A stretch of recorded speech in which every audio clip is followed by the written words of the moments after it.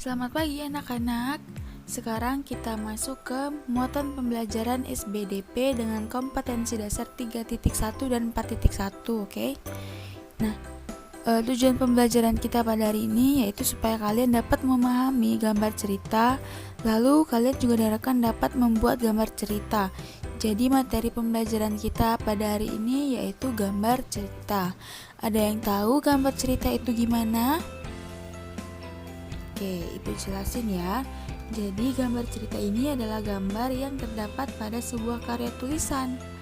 Nah, fungsinya itu untuk memperjelas, menegaskan, dan memperindah suatu cerita.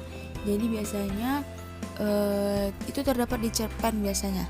Kalau kalian pernah melihat di majalah Bobo, itu ada cerpen. Nah, biasanya cerpen di situ dilengkapi dengan gambar. Fungsinya itu untuk memperindah, memperjelas, menegaskan suatu cerita. Bisa juga untuk mendeskripsikan cerita yang kita berikan seperti itu. Nah, langkah-langkah untuk membuat gambar cerita yaitu yang pertama, kalian harus menentukan ide atau gagasannya. Lalu kalian juga harus menentukan tokoh utama dan pembantu. Mau seperti apa tokohnya, antagonis kah, protagonis kah. Lalu mendeskripsikan watak dari karakter. Lalu membuat alur cerita, mau alur maju atau alur mundur atau alur campuran. Dan yang kelima membuat sketsanya. Yang keenam mewarnai sketsa gambar.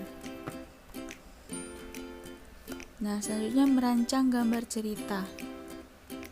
Sebelum membuat gambar, kita harus terlebih dahulu menentukan tema dari cerita tersebut ya.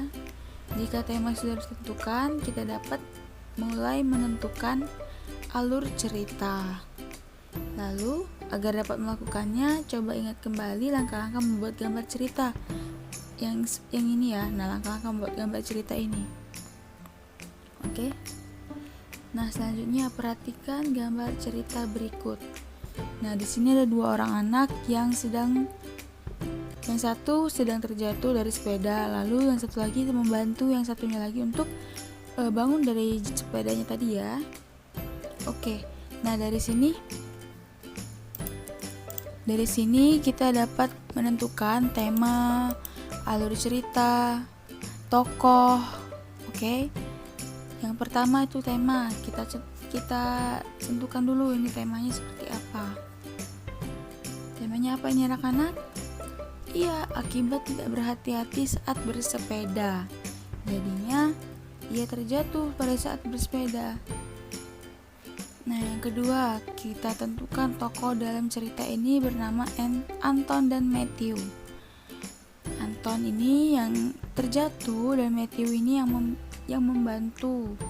Jadi tokoh dalam ceritanya yaitu wataknya Anton ini memiliki sifat kurang hati-hati sehingga ia dapat terjatuh dari sepeda. Lalu Matthew ini memiliki sifat penolong sehingga ia membantu Anton saat ia terjatuh dari sepeda. Nah, setelah kalian menentukan tokoh dan tema tadi, kalian dapat menentukan alur ceritanya. Alur cerita ini bisa dijadikan sebagai fondasi saat kalian akan membuat cerita panjangnya. Oke, nah alur ceritanya yang pertama, Anton ini tidak berhati-hati saat mengendarai sepeda.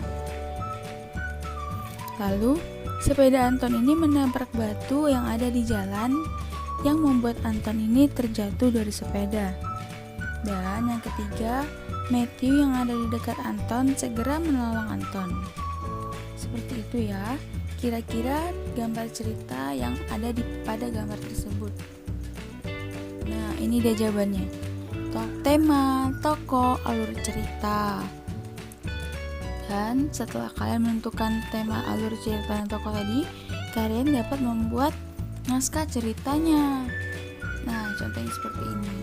Suatu hari, Anton hendak pergi bermain ke lapangan menggunakan sepeda. Ia menggunakan sepedanya dengan kecepatan tinggi. Ia tidak berhati-hati sehingga tak sengaja ia menabrak batu di jalan dan terjatuh dari sepeda.